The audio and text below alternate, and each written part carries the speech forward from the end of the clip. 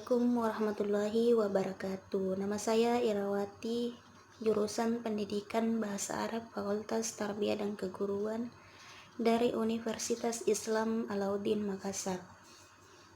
Adapun judul jurnal yang saya dapatkan yaitu pengembangan media pembelajaran untuk meningkatkan hasil belajar siswa.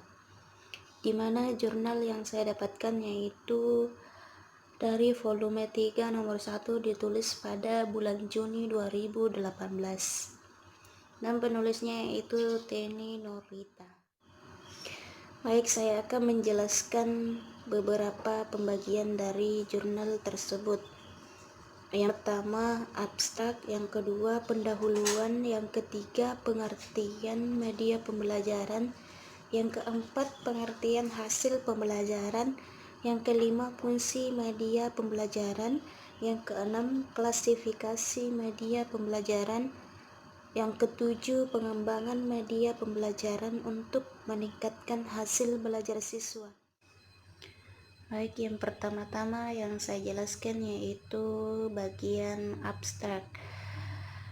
Dalam abstrak ini, media pembelajaran adalah alat yang dapat membantu proses belajar mengajar sehingga makna pesan yang disampaikan menjadi lebih jelas dan tujuan pendidikan atau pembelajaran dapat tercapai dengan efektif dan efisien. Ada fungsi media pembelajaran.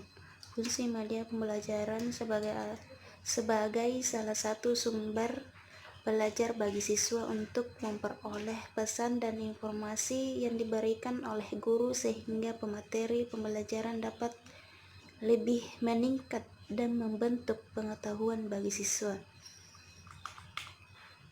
Manfaat dari media pembelajaran yang pertama, memberikan pedoman bagi guru untuk mencapai tujuan pembelajaran sehingga dapat menjelaskan materi pembelajaran dengan urutan yang sistematis dan membantu dalam penyajian materi yang menarik untuk meningkatkan kualitas pembelajaran. Yang kedua yaitu dapat meningkatkan motivasi dan minat belajar siswa sehingga siswa dapat berpikir dan menganalisis materi pembelajaran yang diberikan oleh guru dengan baik dengan situasi belajar yang menyenangkan dan siswa dapat memahami materi pelajaran dengan mudah.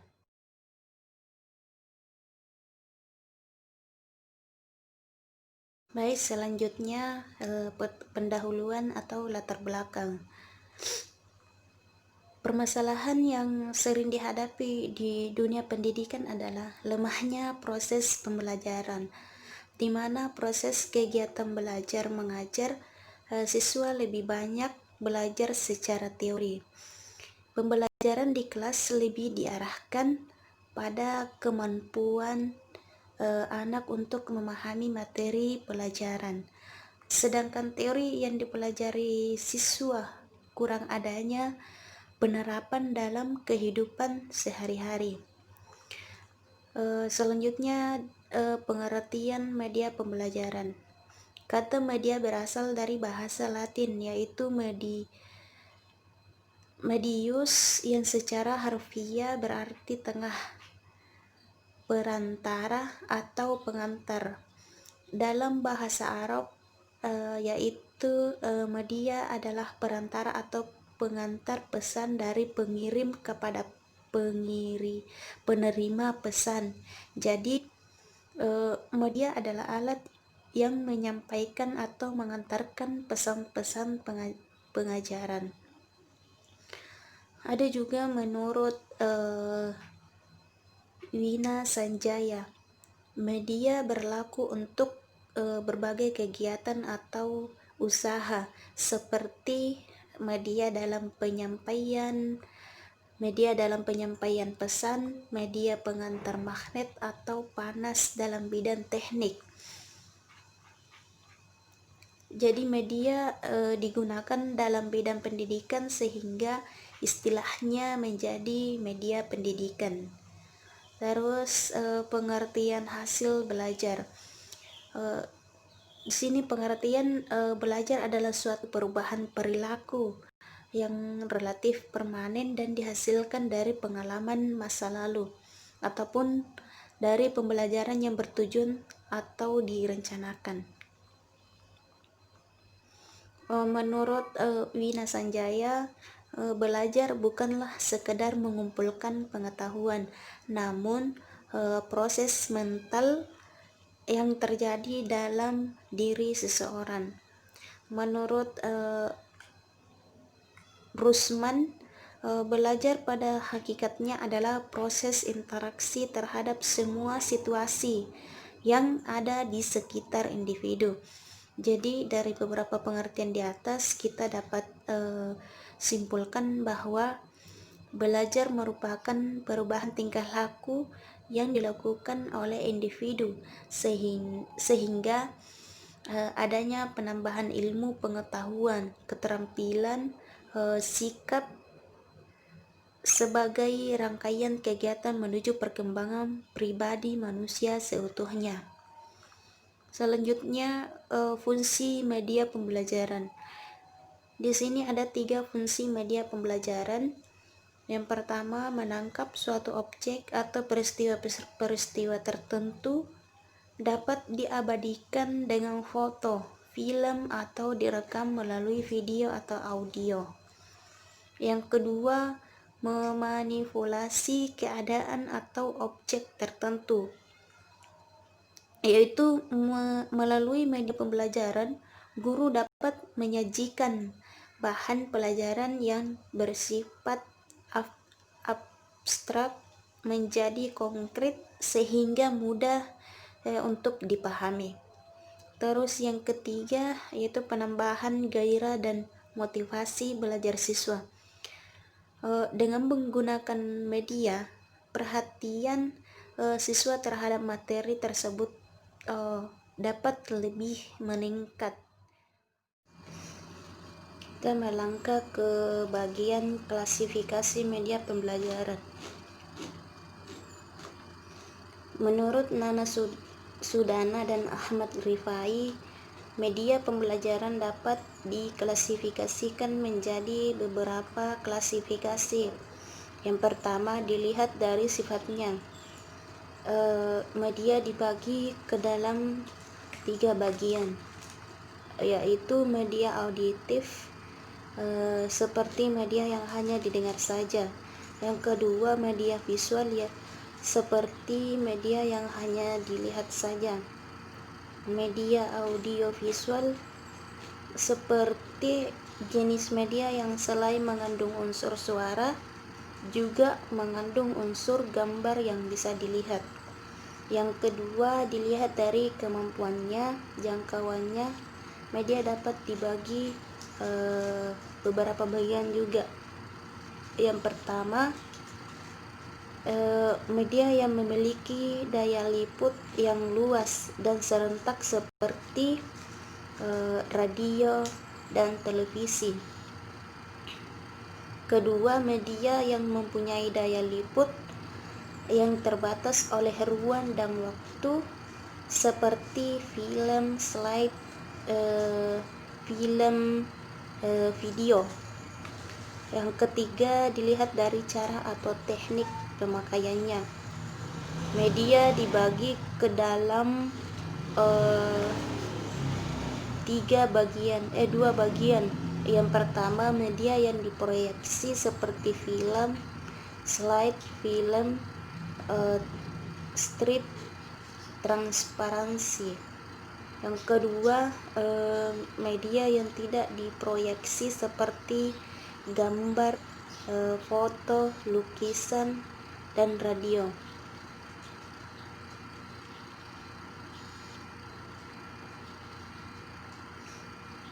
Sedangkan menurut Yufadi Mairso, mengklasifikasikan media berdasarkan ciri-ciri tertentu dikenal dengan taksonomi media. Yang pertama, media penyaji yang terdiri dari 7 kelompok.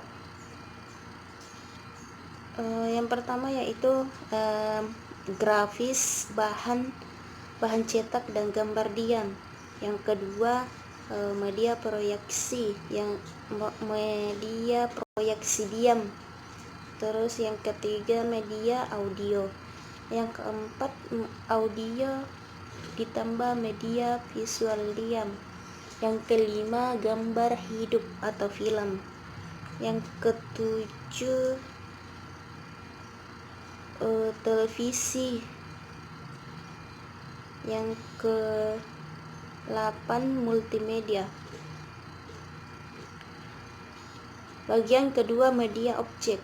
Media objek adalah benda 3 dimensi yang mengandung informasi tidak dalam bentuk penyajian, tetapi mulai ciri fisiknya seperti ukuran, berat, bentuk, susunan, warna, dan fungsi. Bagian ketiga media interaktif. Dengan media ini, siswa tidak hanya memperhatikan penyajian atau objek, tetapi berinteraksi selama mengikuti pelajaran. Kita melangkah ke pengembangan media pembelajaran untuk meningkatkan hasil belajar siswa. Media pembelajaran merupakan alat yang dapat membantu guru dalam proses belajar mengajar dan berfungsi untuk membantu dalam menyampaikan pesan kepada siswa sehingga dapat mencapai tujuan pendidikan dan hasil belajar siswa menjadi lebih baik.